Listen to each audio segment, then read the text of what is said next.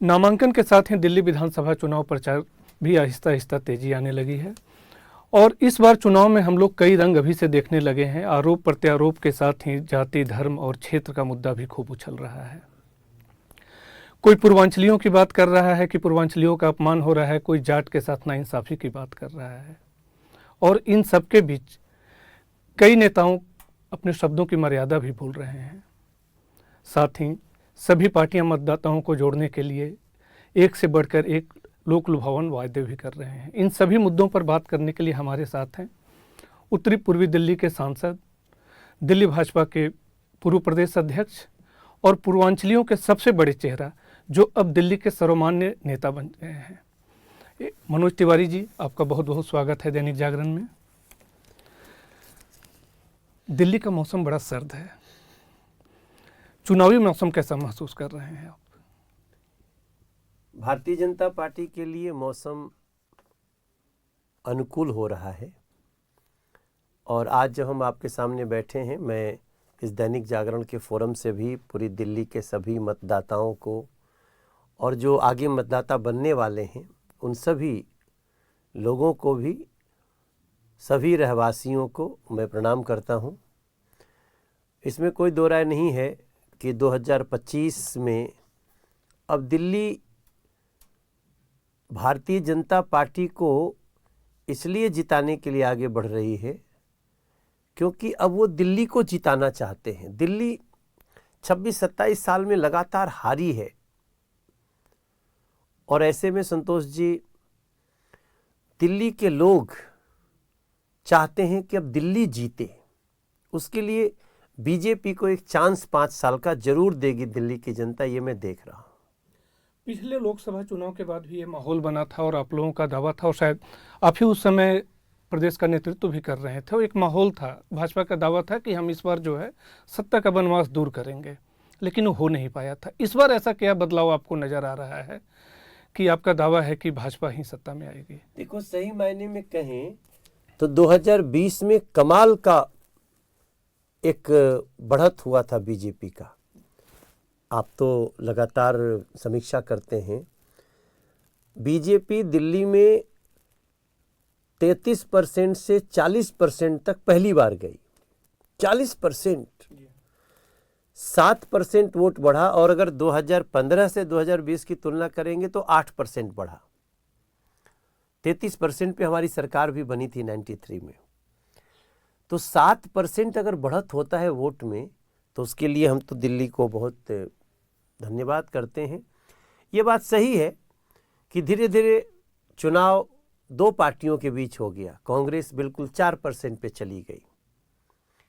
अब दिल्ली को इस बात की आदत हो गई कि अब मान लेते हैं हम कि दो ही पक्ष का चुनाव है, हालांकि इस बार तो 3 पक्ष भी है।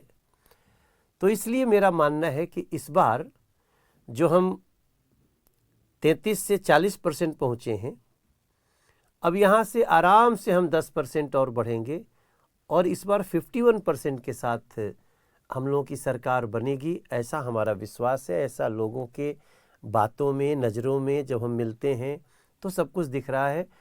और सबसे जो बड़ा कार्य इसमें है वो 10 साल के शासन में और 49 दिन एक अलग। आम आदमी पार्टी ने दिल्ली को इतना तड़पा दिया है, सुविधाओं के लिए इतना तरसा दिया है कि अब वो बदलाव चाहते हैं।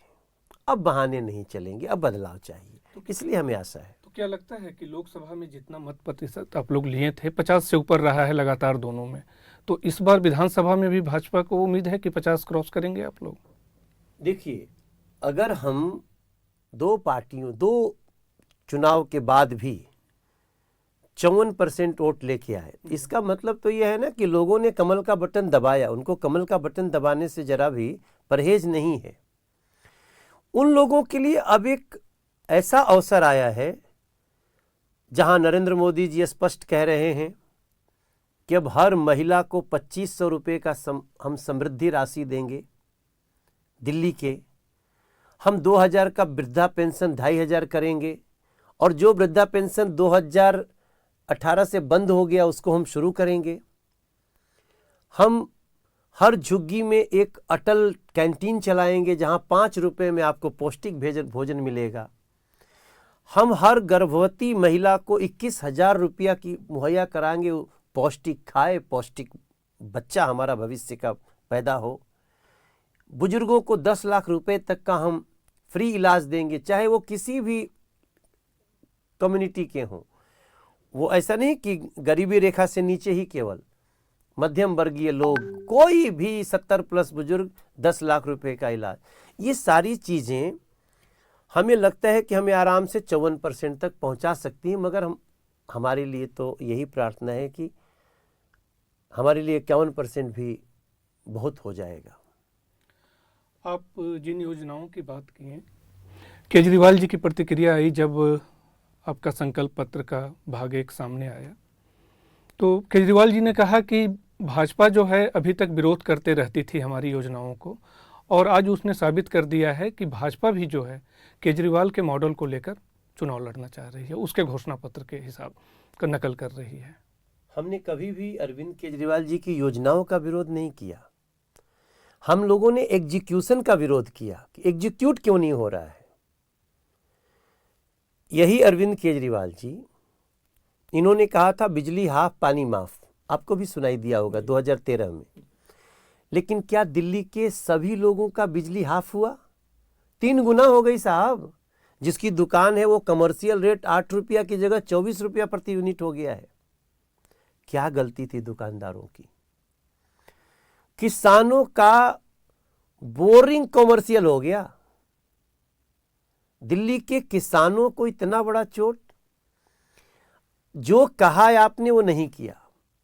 हाँ, हमें यह भी पता है कि आपने 200 यूनिट बिजली बाद में फ्री किया, उसमें भी आपने बाद में शर्त लगा दी। खैर, 200 यूनिट बिजली फ्री, इसका मतलब ये नहीं होता है कि बिजली हाफ हो गई दिल्ली की। अभी भी आप जब बोलते हैं, कहते हैं बिजली फ्री है, बिजली 200 यूनिट बिजली फ्री है। 20,000 लीटर पानी फ्री है, बहुत अच्छी बात है। लेकिन हर झुग्गीवासी पानी खरीद कर पी रहा है संतोष जी। एक जार आता है लगभग 25 से 40 रुपए तक का, और एक एक परिवार में 3-3, 4-4 जार लगते हैं। मतलब समझिए कि 100 से 120 रुपया प्रतिदिन लगता है पीने के पानी के लिए। Is it free water? हमारे पास मोबाइल में वो सारा झुग्गी वासियों के लोगों के साथ की मीटिंग है। अगर किसी के यहाँ पानी आया भी तो इतना गंदा आता है कि उसको पी करके कोशिश किया जीने का तो मौत को गले लगाना पड़ता है।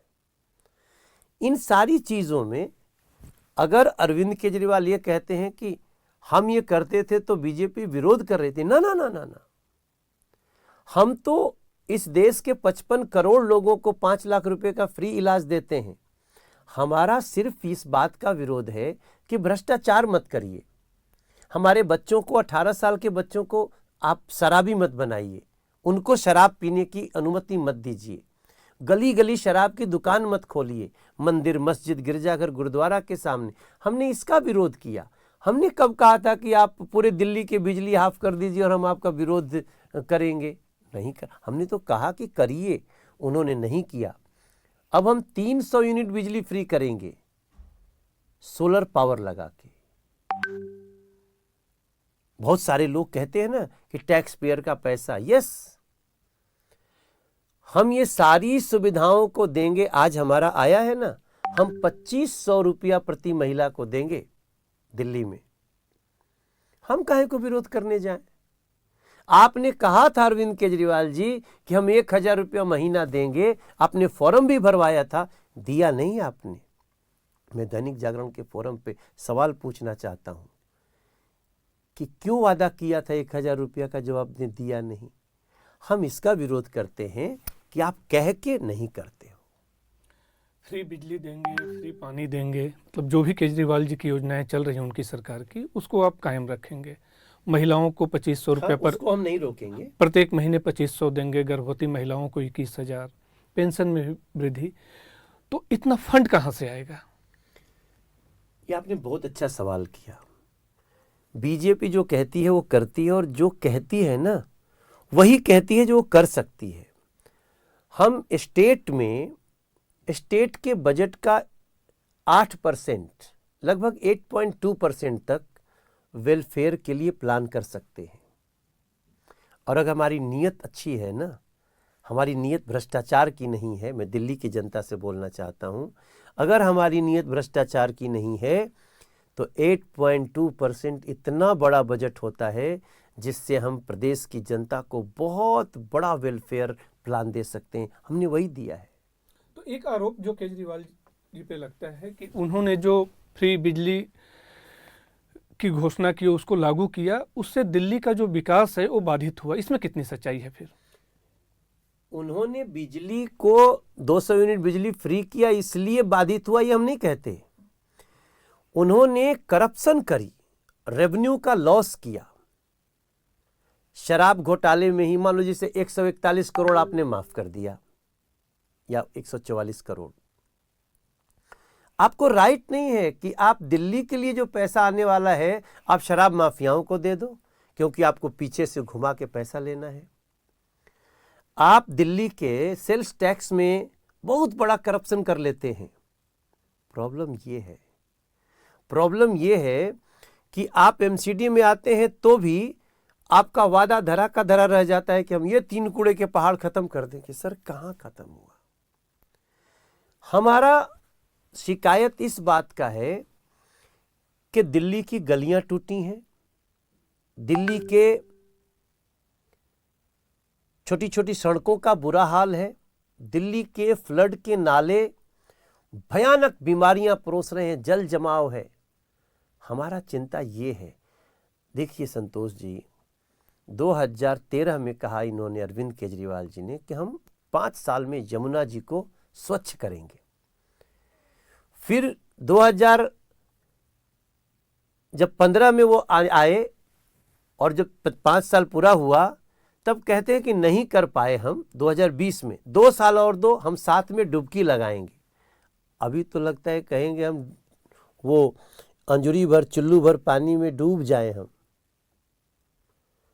आज वो क्या कहते हैं इंटरव्यू में, हम समझदार हो गए हैं, यमुना जी को साफ करने से वोट नहीं मिलता। इतना बड़ा डबल स्टैंडर्ड, इतना बड़ा झूठ, हम इसका विरोध करते हैं। हम कभी भी फ्री देने का विरोध नहीं किया, कह करके नहीं देने का विरोध किया हमने। यमुना जी की बात आई तो यमुना जी दिल्ली के लिए जीवनदायिनी है, और इससे जो दिल्ली में पूर्वांचल के लोग रहते हैं उनका एक अलग ही जुड़ाव है छठ को लेकर। और पिछले 2-3 सालों से जो पूर्वांचल के भाई बहन हैं वो वहाँ छठ पे यमुना घाट के किनारे वो यमुना में डुबकी नहीं लगा पा रहे हैं। कुछ लोग लगा रहे हैं तो बिल्कुल जहरीला जो झाग है उसके बीच में भी जाकर वो डुबकी लगा रहे हैं। तो भाजपा की यदि सरकार आती है तो इसमें क्या बदलाव लाएगी और क्या उसका रोड मैप है? 5 फरवरी को चुनाव है, 8 फरवरी को रिजल्ट आएगा। हमें पूरा विश्वास है कि बीजेपी की सरकार दिल्ली के लोग बना रहे हैं और नवंबर में आने वाला छठ यमुना जी पर होगा। संतोष भाई, बीजेपी की सरकार बनने पर यमुना जी पर छठ प्रतिबंधित नहीं होगा।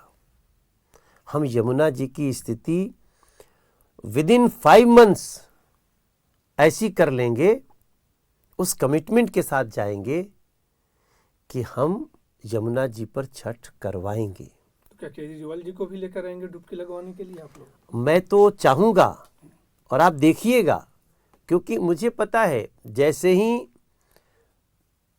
बीजेपी की सरकार बन जाएगी यहाँ, अरविंद केजरीवाल जी शायद आपको दिखाई न दे। हो सकता है वो कहीं जॉर्ज सोरोस के पास दिखाई दे या फिर कोई भारत विरोधी बाहरी शक्तियों के पास दिखाई दे।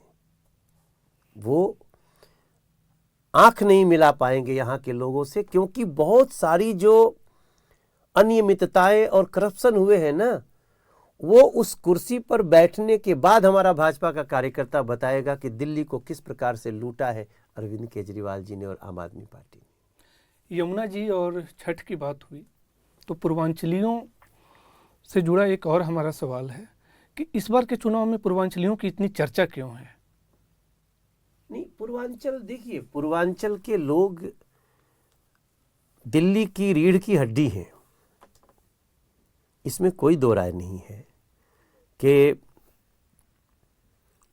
जब वो शक्ति छठ के त्यौहार पे दिखती है तो बहुत सारे पूर्वांचल विरोधियों को मन में बहुत गर्मी होती है उसको देखने के बाद। और ये वो लोग हैं जो अपनी श्रम शक्ति से खड़े होते हैं। हमारी ट्रेन का नाम भी श्रमजीवी पड़ जाता है। वो लोग दिल्ली में बहुत अच्छी संख्या में हैं। मतलब मेरा जो हम लोगों की जो सर्वे है उसमें उत्तर प्रदेश, बिहार, झारखंड के लोग, पूर्वांचल जिनको कहते हैं, east UP and Bihar, Jharkhand, वो 42% प्लस है और वो दिल्ली को सजाने के लिए काम करते हैं। हो सकता है अभी उनमें बहुत अधिक लीडरशिप नहीं डेवलप हुई हो, लेकिन उनके साथ जब अन्याय होता है, उनको जब कोई अचानक बोलता है कि 500 रुपये का टिकट लेके आते हैं, 5 लाख का इलाज करा के चले जाते हैं, तो तकलीफ होती है। लेकिन ठीक है, हम तो मजदूर हैं, ऑटो रिक्शा चलाते हैं, टैक्सी चलाते हैं, हम रोज़ की सुविधाएं, कड़ाके की ठंड हो, तप की गर्मी हो, हम पहुंचाते हैं। लेकिन इसका मतलब ये नहीं कि बार बार पीड़ा दो। कोरोना में हम लोगों के साथ क्या हुआ, पूरी दिल्ली के लोग, देखो दिल्ली के जो स्थानीय लोग हैं वो पूर्वांचल के लोगों को प्यार करते हैं। उनको 25 गज घर दिया, बिछाए, सब कुछ सुविधा दी। उनको भी अच्छा नहीं लगा जब कोविड में कहा गया चलो चलो बस आ रही है, आनंद विहार चलो, और भयानक हमने संकट देखा, आपने भी देखा था। आज उनको फर्जी वोटर कहा जा रहा है अरविंद केजरीवाल जी के द्वारा। संजय सिंह जी बहुत चिल्लाते हैं, उस समय उनकी आवाज भी बन जाती है। अभी तो बीच में आप हमसे पूछें उसके पहले मैं बता दूं कि हम तो भारतीय जनता पार्टी के प्रवक्ता से एक हीट ऑफ द मोमेंट में कुछ ऐसा शब्द निकल गया जो स्वीकार्य नहीं है, हमने उनसे भी क्षमा मंगवाई, हमने उनकी निंदा करी पहले। और उन्होंने, पार्टी को मैं सैल्यूट करना चाहता हूं कि बीजेपी ने ये नहीं देखा कि हमारा प्रवक्ता है, हमको कहीं थोड़ा सा हेड डाउन करना पड़ेगा। नो, हमारे राष्ट्रीय अध्यक्ष जी ने उनको बोला और उस लड़के ने क्षमा मांगी, शहजाद पूनावाला ने। मैं शहजाद पूनावाले का इसके लिए उसकी सराहना करना चाहता हूं कि उसने अपनी गलती महसूस कर ली। अरविंद केजरीवाल कब महसूस करेंगे? दोगले बोल दिया पूर्वांचल समाज को। मैं संजय सिंह जी से आज आपके इस इंटरव्यू में एक सवाल करना चाहता हूं। संजय सिंह जी, आपने प्रेस कॉन्फ्रेंस करके कहा था, कहां है मनोज तिवारी जी, देखो क्या बोल रहा है आपका प्रवक्ता। हमने अपने प्रवक्ता की निंदा की, उससे क्षमा मंगवाया। आप क्या अरविंद केजरीवाल की निंदा कर सकते हो संजय सिंह जी? क्षमा तो आप नहीं मंगवा सकते क्योंकि आप पार्टी से निकाल दिए जाओगे। ये मनोज तिवारी भाजपा का सिपाही कर सकता है कि जो भी पूर्वांचल के लिए कुछ ऐसा शब्द बोले, हम उसको बिल्कुल समर्थन नहीं करेंगे। लेकिन मुझे लगता है इस इंटरव्यू के बाद संजय सिंह जी अरविंद केजरीवाल जी की निंदा करेंगे। अगर नहीं करते हैं तो उनकी सारी गाली पूर्वांचल के साथ साथ संजय सिंह जी पर भी पड़ेगी। आपने बोला पूर्वांचल विरोधी लोग, उनको तकलीफ होती है। पूर्वांचल विरोधी हैं कौन? पूर्वांचल विरोधी वो लोग हैं जो सरकार तो बना लेते हैं पूर्वांचलियों के वोट से, लेकिन उनको साफ पानी नहीं देना चाहते हैं। 2 साल के अंदर अंदर हम हर घर में नल से जल दे सकते हैं। संतोष जी, मैं जागरण के फोरम पे कहता हूं, हमारी कमिटमेंट है। हम खाना बनाने वाला गैस पाइपलाइन से देना शुरू कर दिया हमने, तो बहुत डेलिकेट होती है ना। जब हम गैस दे सकते हैं पाइपलाइन से, पानी तो सर, गैस अगर एक लीक हो जाए तो आप समझते हैं कितनी बड़ी खतरा होगा, और हम पानी नहीं दे पा रहे। तो ये वो नीति और नीयत नहीं है आम आदमी पार्टी के पास। हम सरकार बनने के पहले ही टर्म में दिल्ली के लोगों को जार खरीदने की जरूरत नहीं पड़ेगी, टैंकर माफिया नहीं रहेंगे, हम वो व्यवस्था कर देंगे। ये समस्या किसकी है? पूर्वांचल के लोग, प्रवासी लोग, उत्तरांचली लोग जो आया करके रोजी रोटी में बसते हैं। यहाँ छत्तीसगढ़ के हैं, उड़ीसा के हैं, पश्चिम बंगाल के हैं, राजस्थान के, आया ना भाई।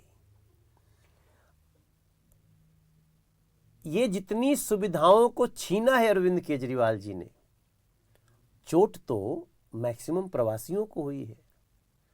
यहाँ के लोग तो ठीक है भाई, सब लोग आ गए यहाँ, तो यहाँ की जमीन भी महंगी हो गई जी।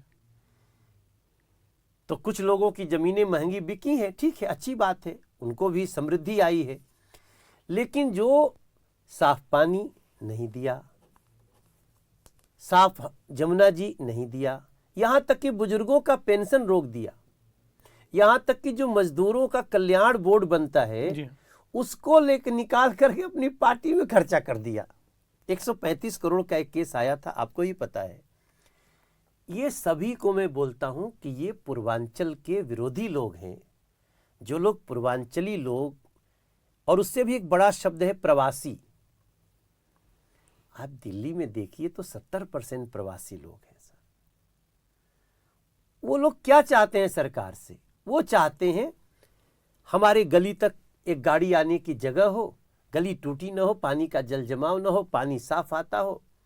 बाकी तो हम रोज कुआं खोद करके पानी पीने वाले हैं। मुहावरा है, हम अपनी मेहनत करेंगे, कमाएंगे, दिल्ली को भी सजाएंगे, अपने परिवार को भी बसाएंगे। वो नहीं होने दिया अरविंद केजरीवाल जी ने। उसको इस बार भारतीय जनता पार्टी ने अपने मैनिफेस्टो में स्थान दिया है। आप आम आदमी पार्टी को बोल रहे हैं कि पूर्वांचल विरोधी है। आम आदमी पार्टी बोल रही है कि भाजपा जो है पूर्वांचलियों का अपमान कर रही है, पूर्वांचलियों का वोट कटवा रही है, पूर्वांचलियों को रोहिंग्या बांग्लादेशी घुसपैठिया बता रही है। तो कौन हितैषी कौन है पूर्वांचलियों का, भाजपा या आप?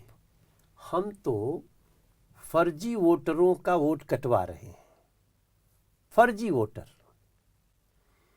इलीगल बांग्लादेशी घुसपैठिए रोहिंग्यास का वोट कटवा रहे हैं। वो उनका इलीगल बांग्लादेशियों का वोट बनवाने के लिए अरविंद केजरीवाल जी चुनाव आयोग पहुंच जाते हैं। हे भगवान, अब जाकर के हमको समझ में आया कि इनके इतने सारे वोट तो इलीगल घुसपैठियों के बनवा रखे थे। अब उस पे हम लोगों ने अटैक किया है, यस किया है। अभी भी पूरी तरह नहीं कर पाए हैं, लेकिन आगे उस पे और भी कंप्लेन होंगे, जांच होगी। इलीगल घुसपैठिया, एक तो हम वैसे ही उसको चाहते हैं कि किसी तरह उनको डिपोर्ट करें। जो लोग ऐसा विवाद कर देते हैं कि नहीं नहीं हम तो यहीं के हैं, उन पे केस चल रहा है। लेकिन आप उनको वोटर बनाने के लिए सोचें, ये तो देश के साथ बहुत बड़ा धोखा है। देश के हिंदू, मुसलमान, देश के सिख, ईसाई, बौद्ध, जैन, पारसी, सबके साथ धोखा है ना संतोष जी। और अब हम कह रहे हैं इलीगल घुसपैठियों का वोट कटाओ। तुम बोलते हो कि ये पूर्वांचल का। अरे पूर्वांचल को कैसे? पूर्वांचल को तो फर्जी वोटर आपने बोला, हम नहीं बोल सकते। हमारे लिए हर वो देशवासी जो दिल्ली में आया है और दिल्ली रहने लगा है, उसका दिल्ली में वोट होना चाहिए। इसीलिए तो हमने अपने घर पे, हमारे घर के भी 22 वोट अभी बनवाया मैंने। वो मेरे साथ 14 से मेरे साथ हैं। उनका वोट नहीं बनना चाहिए संतोष भाई। अब वो कोई मेरा गाड़ी चलाता है, कोई मेरा कुक है, कोई हमारे यहाँ झाड़ू पोछा करता है, कोई चाय पिलाता है। हमारे यहाँ करीब 26 स्टाफ है भाई साहब। हम उनका वोट क्यों न बनवाएं? दिल्ली देश की राजधानी है और यहाँ अभी भी जो वोट मांगा जा रहा है, क्षेत्र के नाम पे मांगा जा रहा है, गलियों की दशा सुधारने के नाम पे मांगा जा रहा है, स्वच्छ पानी मिल जाए ये मांगा जा रहा है। क्या मतलब दिल्ली कहाँ जा रही है? इसका कारण है कि दिल्ली में 27 वर्षों से बीजेपी की सरकार नहीं है। मेरे दिल्ली के भाई बहन, आप सबको पता है एक जब 93 से 98 तक मदन लाल खुराना जी मुख्यमंत्री थे, साहेब सिंह वर्मा जी, उसके बाद तो 98 के बाद आज 2025 में ये चांस आया है। और जितने लोग बने उनकी नीयत दिल्ली सजाने की थी नहीं। कांग्रेस को देख लीजिए, मुझे लगता है पूरे दुनिया के पॉलिटिशियन मिल करके जितना करप्शन नहीं किए होंगे उतना कांग्रेस अकेले की है देश में। दिल्ली में आपको पता ही है कॉमनवेल्थ घोटाला भी किया इन लोगों ने। उसके बाद आम आदमी पार्टी आई तो इसे लगा कि कांग्रेस के रिकॉर्ड को तोड़ना है करप्शन में, तोड़ रहे हैं। सोचिए कोई मुख्यमंत्री जेल चला गया, इस्तीफा तक नहीं दिया और कोर्ट ने उसको अयोग्य ठहराया कि तुम मुख्यमंत्री रहना है, जिद करना है रह लो, मुख्यमंत्री कार्यालय नहीं जाओगे और मुख्यमंत्री का कागज नहीं साइन करोगे, फाइल नहीं साइन करोगे। मुझे लगता है कि पहली बार इस देश में इतनी बड़ी सजा किसी स्टैंडिंग मुख्यमंत्री को मिली होगी। अब हम क्या करें सर? शिक्षा मंत्री जेल में, वो स्वास्थ्य मंत्री जेल में, सांसद आम आदमी पार्टी का जेल में। ये लोग जो रिकॉर्ड बनाए हैं, दूर से जो दिल्ली को जानता है उतना इन्होंने धूमिल किया है दिल्ली की इमेज को, कि हम लोग कहीं जाते हैं ना तो लोग जब बोलते हैं यार ये कैसे लोग आ गए थे दिल्ली में, हमने कहा कोई बात नहीं, दोष है समय का। दिल्ली के लोगों को बहुत पछतावा हुआ है, 5 फरवरी को सबका हिसाब होगा। आप बोल रहे हैं कि केजरीवाल जेल गए हैं, वो मुख्य कोर्ट का आदेश है कि वो मुख्यमंत्री कार्यालय नहीं जा सकते हैं, फाइल पे साइन नहीं कर सकते हैं। आम आदमी पार्टी उनको चेहरा के रूप में प्रोजेक्ट कर रही है और आपसे सवाल कर रही है आम आदमी पार्टी कि आपका चेहरा कौन है। और उन्होंने पिछले दिनों एक जुलूस भी निकाला और बोला कि जो भाजपा है बगैर दूल्हे की बारात जा रही है। तो आपका चेहरा कौन है? उनका तो केजरीवाल चेहरा है। देखिए, अरविंद केजरीवाल चेहरा नहीं है। अरविंद केजरीवाल मुख्यमंत्री बनेंगे भी तो काम नहीं कर सकते, उनको ये कोर्ट का ऑर्डर है। वो सीएम की फाइल नहीं साइन कर सकते, सीएम ऑफिस नहीं जा सकते। तो जब नहीं जा सकते तो फिर मुख्यमंत्री काहे कोई बनेगा? तो पहला तो आम आदमी पार्टी को ये सारे पोस्टर जो लगाई है इसको निकाल करके, जो सांसद का घर कब्जा करके अरविंद केजरीवाल जी बैठे हैं वहाँ भिजवा देना चाहिए। दूसरी बात जो आपने इसके साथ साथ दूसरी बात कही, मैं स्लिप कर गया। भाजपा का चेहरा कौन? हाँ, नहीं चेहरा तो वो आम आदमी पार्टी पूछ रही है। हाँ, कि भाजपा का चेहरा कौन है? ठीक है, भाजपा का चेहरा हम बार बार कह रहे हैं कि हम लोगों ने अभी बीजेपी का मुख्यमंत्री का चेहरा हमने घोषित नहीं किया है, हमारी पार्टी ने नहीं किया है। कोई भाजपा का चेहरा बनेगा, जैसे उड़ीसा में बना, जैसे आपने और भी राज्यों में देखा होगा कई जगह।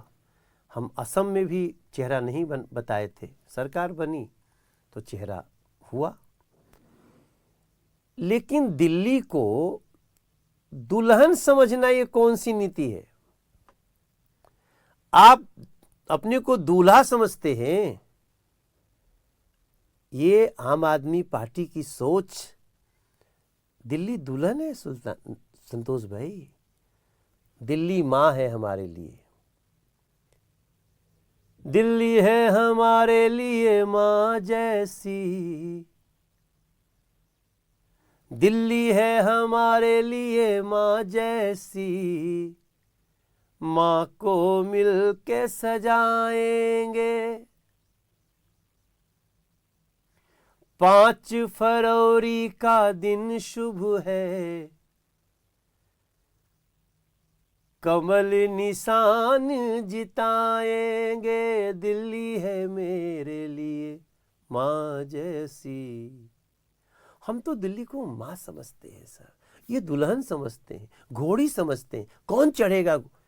ये बहुत आपत्तिजनक मैं मानता हूँ। ये आम आदमी पार्टी की विकृत मानसिकता है कि दिल्ली को दुल्हन और घोड़ी समझते हैं। इससे मैं समझता हूँ दिल्ली के लोगों को इसका संज्ञान लेना चाहिए। दिल्ली हमारी माँ है, हम सेवक, कोई एक भाजपा का बनेगा। हमारी नीति और नीयत ही हमारा इस समय चेहरा है, हमारे वादे चेहरे हैं। हम लोग जो वादे किए हुए हैं वो तो आपने सुन ही लिया होगा, लेकिन हम उन वादों को ही अपना नेता मान के चल रहे हैं।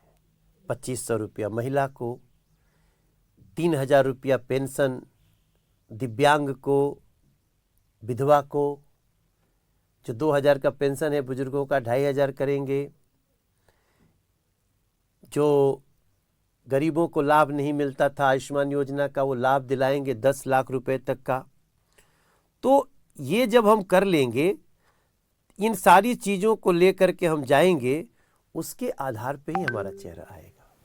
अपने गीत से संदेश दिया, तो भाजपा का जो प्रचार गीत है वो भी आपने ही बनाया। उस गीत को बनाने के पीछे क्या सोच है? एक तो संतोष जी, बीजेपी की एक बात बड़ी अच्छी है, हम कहने के पहले ना 20 मीटिंग करते हैं कि हम ये जो बात कह रहे हैं हम इसको कैसे फुलफिल करेंगे। हम जब अपना गीत बना रहे थे तो हम पूरे सिनारियो का स्टडी कर रहे थे। तो हम क्या देख रहे हैं, हर जगह अरविंद केजरीवाल जी बहाना, आतिशी जी बहाना, संजय सिंह बहाना, मनीष सिसोदिया जी बहाना। ये जो आ रहा है ना सिर्फ बहाना और मुद्दों को भटकाना। तब हमने एक गाना बनाया कि 10 साल से झेले खूब बहाने हमने, दिल्ली के मालिक बन बैठे लगे हो हमको ठगने, बहुत सहेलियां नहीं सहेंगे कर दो अब ऐलान, कूड़े कचरे गंद हटा के बदलो दिल्ली की पहचान, बदलो दिल्ली की पहचान। बहाने नहीं बदलाव चाहिए, दिल्ली में भाजपा सरकार चाहिए। दंगे के दाग अब नहीं, जमुना में झाग अब नहीं, पीने को पानी साफ चाहिए, कूड़े का पहाड़ अब नहीं।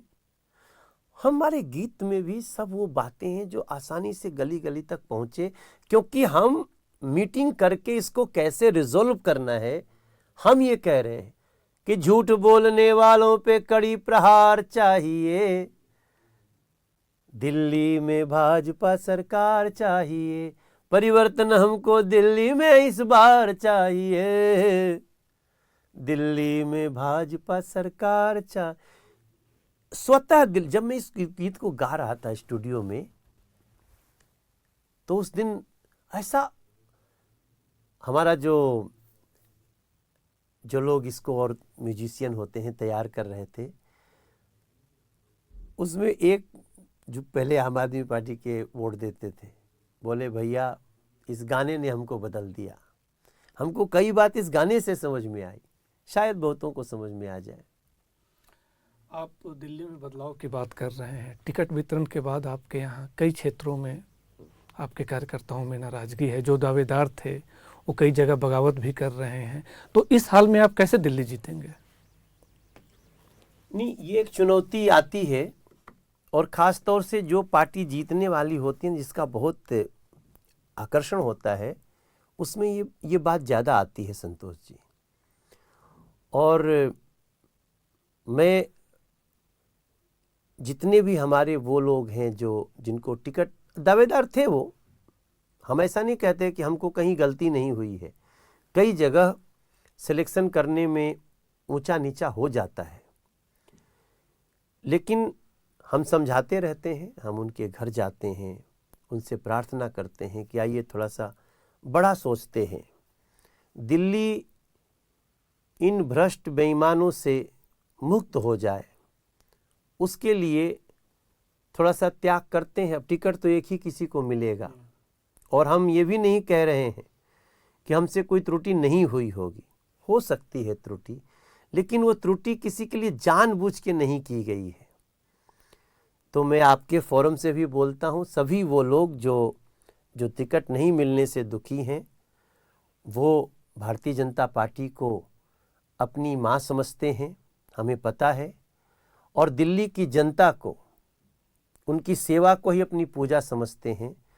तो इस समय जब दिल्ली एक लंबे अंतराल के बाद सरकार बनाने जा रही है, आप आइए, इसमें योगदान दीजिए। और कुछ लोग मन में अपनी